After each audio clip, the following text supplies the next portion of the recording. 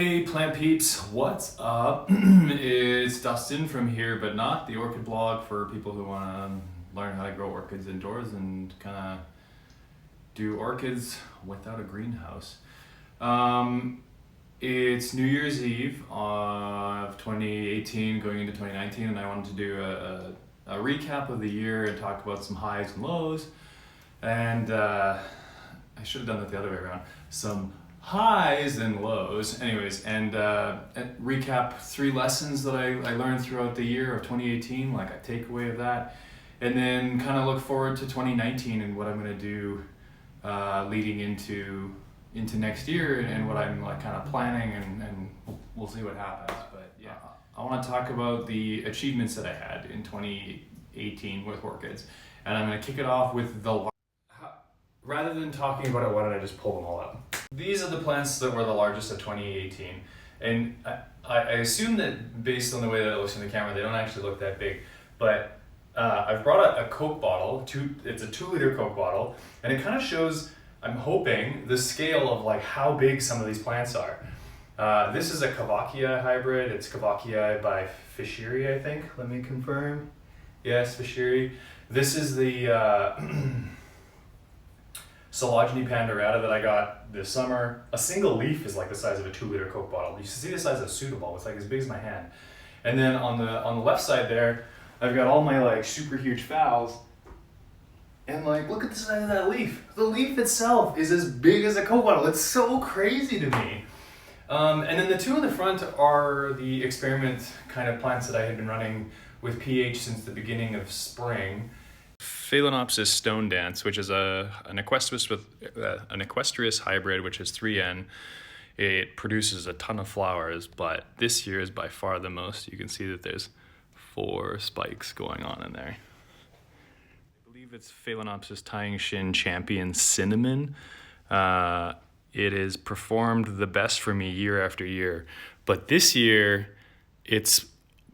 I counted over 45 buds or flowers, like these or like little nubs within here where the flowers are starting. Last year I got 13 flowers, so we're talking about like nearly a 4x increase in flowers. It's so crazy. They were the start of the pH experiment, and then I've also been doing the cold cycle, and you can see like there's so many spikes. So next up is the largest Phalaenopsis that I own. It's got 17 leaves. It's a no ID as well. I'm not exactly sure what it is, but it's huge. And this is Phalaenopsis schilleriana. The cold cycle's done really well, and I've gotten a ton of buds out of this one. This is that Cavacii hybrid I was talking about. It's Samuel Crothers. It's got 3 buds on the same spike. There's 2 that are out, and then there's another one I can feel inside here. This plant has done really well ever since I got it. And you can see in there's just a ton of roots going on. And then this is the Phalaenopsis pandurata. You can tell that newest pseudobulb is filled out since my last video. It's absolutely huge. I'm honestly like not sure how I'm going to deal with this thing in the future if it continues to grow like this. I love it. Can't wait for it to flower, but man, that is way bigger than I expected. All right, so next I want to talk about the most. We talked about the biggest. Next is the most. So 2018 was a big year for me in terms of orchids. I had the most orchids I've ever owned, so I'm around 250 plants-ish. I'm cheating when I say that because I have a couple like deflasked plantlets that has like drastically increased those numbers. I'm probably more around like 150 regular plants and then about 100 seedlings. I have the most number of Phalaenopsis I've ever had. I have about 50 individual like types of Phalaenopsis, which is a lot considering how many plants I have. It accounts for more than 35% of my collection. So I've become a Phalaenopsis nerd, I guess. And this year was the least number of deaths I've ever had in my orchid collection. I actually didn't kill any orchids unless I actively threw out a live plant. I had a couple that were virused or looked questionable, and I wasn't super attached to them anyways, so I tossed them. And then there were a couple that there were no IDs, and I couldn't bring myself to just get rid of them. So I left them downstairs in the lobby of my condo and gave them to somebody else. Herebutnot, the blog that I run, has had the most number of traffic that it's ever had. I'm averaging about 5,000 page views a month now, with about 1,000 people from around the world at any given time. My YouTube channel has the most number of followers at a whopping 550, so thank you for subscribing. We'll see how it goes in the future. I really don't have an objective with running the blog or my personal channel. It's more just an intent for me to kind of share the passion that I have and help others like keep orchids alive and kind of grow the hobby overall. So anything more than 0, in my opinion, is good, but 550 and my like 1,000 per month on the site is, like, in my opinion, pretty great. 2018 was definitely like a year of orchid friends. I've started to connect with a lot of people around the world. I've got Nestor in Spain. I've got a ton of people in the US who will contact me, and we talk about orchid care and culture. And I ask them for like tips and things on how to breed and like just general care. They give me tips on books, like my buddy Ken Avent down in the US in Tennessee. He's been giving me like great tips on like what books I should be buying. And we talk about orchid care. He shows me clips of his greenhouse. It's really great. Also a little, like, it's nice because for the first time I have people that like get my passion, whereas a lot of my friends and people around the Facebook communities that I manage or like admin have also grown to be the most that they've ever had. One of them is Orchid Lovers and Growers of Canada, and we're at like 600 Canadians that are in there growing orchids and contributing knowledge, which is fantastic. Orchaholics Anonymous, I think, is at 16,000 followers at this point, and we're really like getting a good groove on that. And so it's kind of nice if you're looking to chat with people, or if you have troubleshooting questions or anything like that, you can post on those communities and get like relevant advice. And sometimes a little bit of banter and arguments too, but like, hey, at the end of the day, the objective of these groups is to learn how to grow better, and you have different climates and conditions than other people, and so these like online groups are a really great way to get like crowdsourced information. And then, as I mentioned, I definitely have the most number of orchid books that I've ever had, and I'm subscribed to American Orchid Society's magazine, Orchid Digest, and the International Phalaenopsis Society or Alliance or Association. I don't know which one it is. Anyway, so I'm really like digesting a lot of content, which is great. Sometimes it's hard to kind of get it all in there. All right, so 2018 was definitely a year of experimenting for me. I had run the pH experiment. I did some experimenting with temperatures and temperature regulation in fall, and those have turned out really well, as you've seen with some of the flowers. I'll do an update video later on that kind of shows everything. Kind of just power through it all, but I've definitely seen like more buds and more spikes this year than I have in previous years. So if you want to like watch that video, I'll put it in the link below, or something like that. Anyways. At the beginning of the year, I had deflasked orchids, or like kind of in the overlap of last year, and those orchids are now getting along really well. They're quite large. And this year I dipped my toe in flasking orchids, which has also gone really well because they actually, despite losing a bunch to contaminations, I've managed to get a whole bunch of orchids that are seedlings and like little tiny baby protocorms. So I'm pretty stoked about that because I was concerned that wouldn't happen, and I had invested quite a bit of money and time into that. Some other things that I've been experimenting with, LED lights. I had kind of run a bunch of different experiments on that. I had the pink lights running, I had sunblasters, or the sunblaster LEDs, and they work really well. They're a cheaper price point. I've also been using Quick Grow LEDs, which are it's a company based out of Calgary that makes them or has them imported or something, I don't know. They're the flower spectrum. I believe they're 3,500 Kelvin. I don't know that necessarily matters to the value or like ability for the plants to grow, but the lights themselves are really good. They're a bit more expensive. They're like $175 Canadian. I had one, did a really great job. It really makes the colors of the plants look a lot better. They like finesse that bright green color. So I got a second one and installed it in the green room, and you can see that the plants under the lights are doing better overall. And then I messed around with fertilizers. Like on top of doing pH, I was also just kind of testing with fertilizers. I want to see if maybe different fertilizers yielded different results. And overall, honestly, here's my takeaway for fertilizers. You want one that's a nitrogen heavy fertilizer during the growing season, so like a 28-8 or a 30-10-10 or something like that. You still feed it a quarter amount, and then the heavy nitrogen aspect allows them to grow better. I don't know where that light's coming from, outside. Anyways, so the other side of it is once the growing season is over and you're done with the nitrogen, then you want to up into the flowering season. You want to up the balance them out. So I do a 20-20-20. In my entire life, I've actually used an entire container of orchid fertilizer. So this is the 20-20-20 I was talking about. I don't think that it's anything special. I still am a big fan of organic fertilizers, and I think I've written about this in the blog. I don't know that I've talked about it in the videos, but I use a product called Gaia Green. They have a bloom booster and a 444 like all-purpose kind of fertilizer that it's got rock dust, back guano, blood meal, bone meal, just like a bunch of things that they break down in the soil. So you can't use this in semi-hydro. But man, the plants that I use them on is like very obviously like improved compared to when I don't use it. So I really like that. I was talking about the 28-8. This is the product that I was using in the summer. It's got mycorrhizal blah blah blah in there.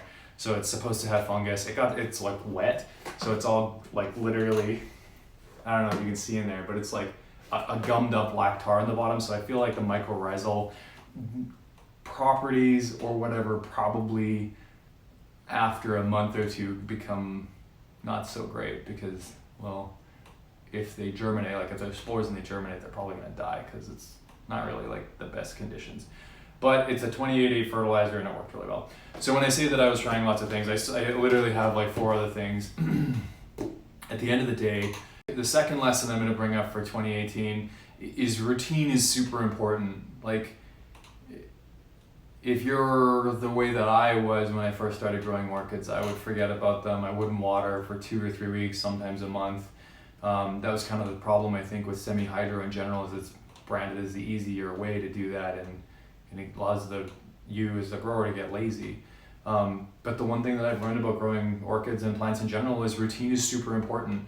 And people are like, oh, you can't just water once a week. Well, true, you shouldn't just water once a week, but you should pick a media that dries so that you can water once a week.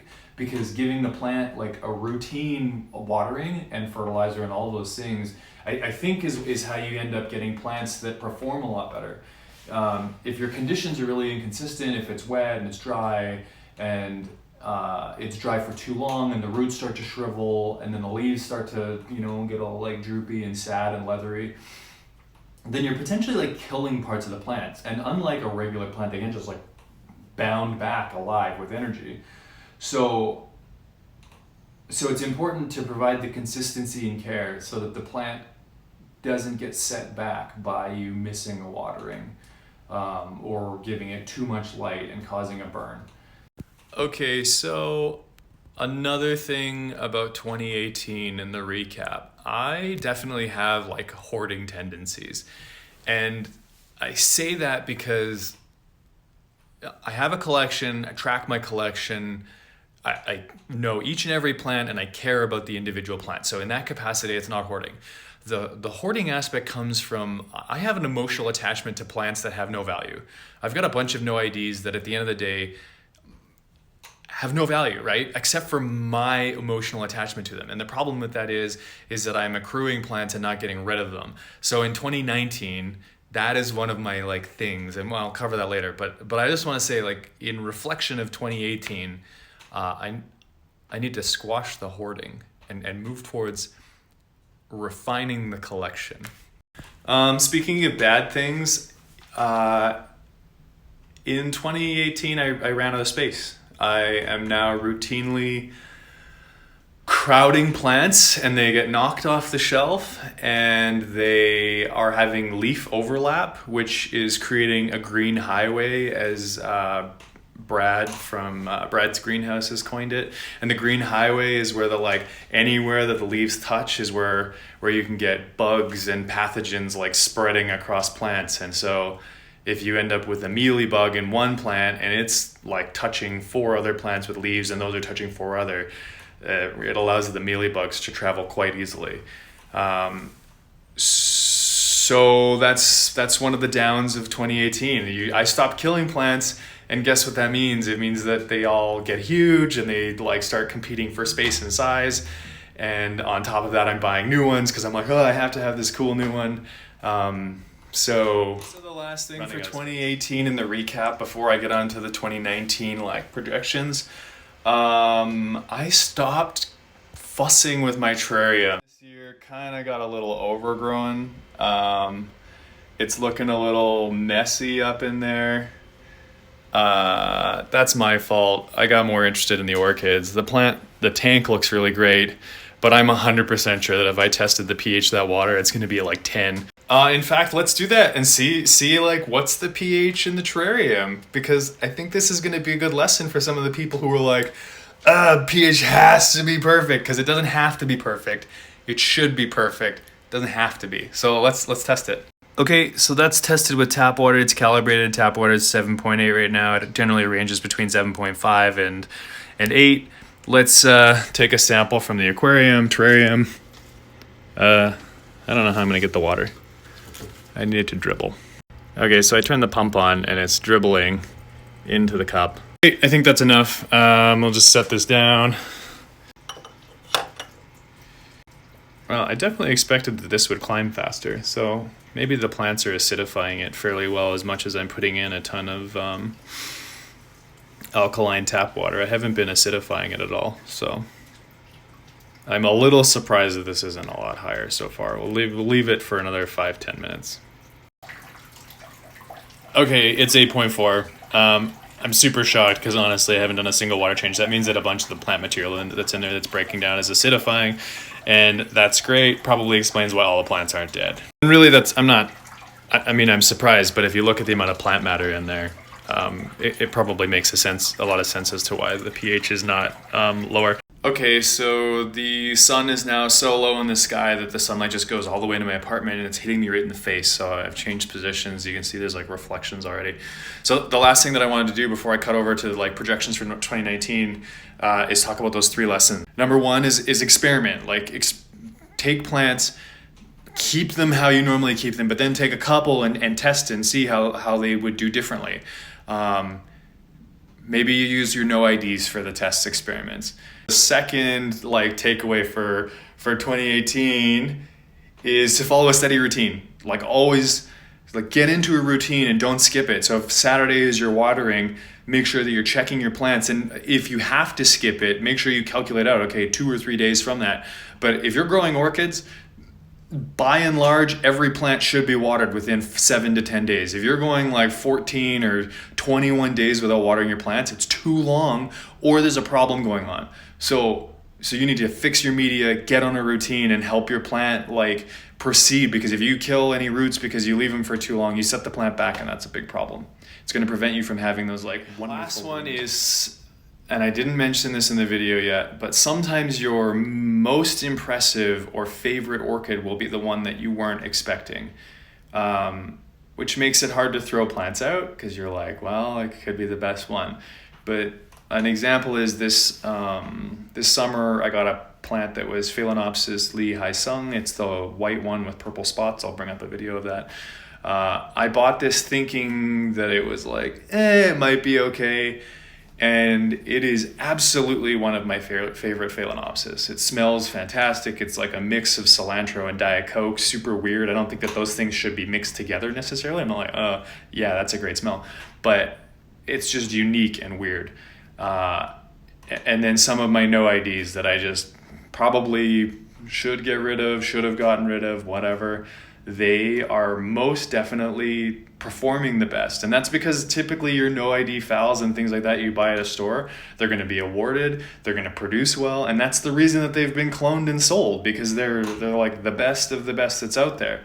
And so my whole point to this is if you buy an orchid and you're not like super into it, if it's not performing well, like fine, get rid of it. If it's performing well and you're like, it's okay, it grows easy, give it some attention. Keep it for a couple years. Let it see what it becomes, because you might be surprised at the things that kind of shuffle out to the top and being your favorite. All right, so 2018 is almost over. I think I got like a few hours left of the year. What's coming up for 2019, right? For starters, for me personally, my objective is to take the YouTube channel and kind of continue refining it.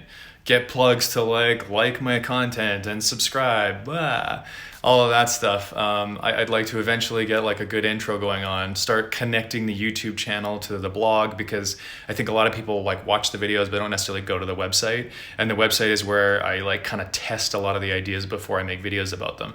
So I tend to edit, and I'm not the best writer. I'm not claiming to be the best writer. I know that I have typos all the time, and sometimes autocorrect, if I'm typing on my phone, makes if, of, and like a million other things that just drive me crazy. Anyways, the point is that the website has some of the like most valuable, in my opinion, most valuable content, exploratory content. Before I make a video, it's on the site. The YouTube channel in 2019 is to do more edits and cuts so that it's a little bit more engaging, close-ups, get more in your face, stuff like that, you know. In terms of orchid goals, sorry, I'm reading off of a thing because I have a really bad memory and I can't plan things out like this. So 2019, here are some like orchid goals. One, my goal is to double the flower count on plants. So the Phragmipedium Sam Crothers has 3 flowers. Last year, a single spike only had 1 flower. So in my opinion, I am in a good direction. Same with some of these other ones. So why is that a goal? Because a plant should perform better than it did the year before. And as I refine my skills and ability to grow them, they should also continue to improve. And so for me, it's a personal goal. It has nothing to do with anything else other than like, hey, look what I did. Another goal, I want to reduce plants and then add, not add plants and then reduce because they start falling off the shelf and dying. More flasks on the go, starting my own breeding stuff, which is really gonna cause problems for the space issue, I recognize that. But like, maybe I just need more shelves, I don't know. I'll just turn my whole condo into a greenhouse. But yeah, I wanna try doing a couple different genres. I've got the 2 Phalaenopsis flasks on the go now, and the protocorum-like bodies are like starting. I'll show a clip of those. But what I'd like to do is try and get into Phragmipedium. I've got a couple pods that have started. I'd like to do maybe some PAFs, and frankly, like just whatever else. I want to like see what else I can do.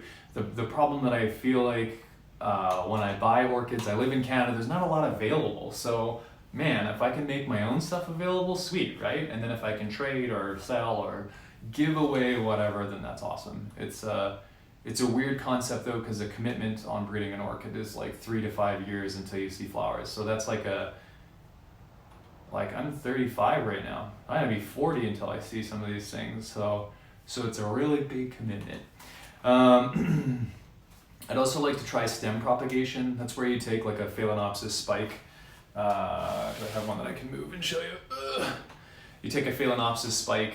There's a couple like nodes further down in here where they don't have a flower node, but they have the potential to produce like a branch.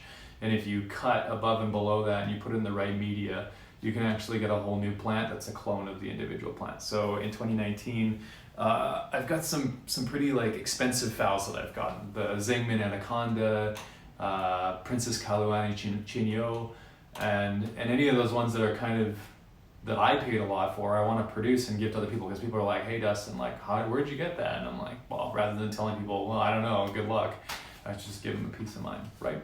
So, another one, and this is not a promise, this is just a goal, it's like a low goal because I have a job and a life, but I'd like to produce more videos eventually, at a bare minimum, try and refine the quality of the videos so that they're a little bit more engaging. I've been watching some of my older ones and they're very me-centric, and I want to try and take that and push that out. And I say that, and this whole video is about me, so, right. And then the last one is shorter videos, which this video is definitely not going to be the shortest video. But I think that's a good chance for me to cut out and say au revoir, Happy New Year's. I hope things are well. If you haven't checked out the website, herebutnot.com, as in I'm here, present, but I'm not, because I'm always reading about orchids. If you want to follow some of the YouTube chapters, some of the Facebook groups, Canadian lovers and growers of orchids. For Canadian followers, if you're not from Canada, you can't join, sorry. Trying to keep it so that the advice is centric to some of the troubles that we have up here. The other one is Orcaholics Anonymous. It's a group for people who support each other in the wrong ways for orchids and care. And other than that, I hope things that are well with you. If you have questions, comments, thoughts, opinions, blah, all of the things, leave me a comment. Okay, thanks. Bye. Let's review the. God is getting in the way of every single one.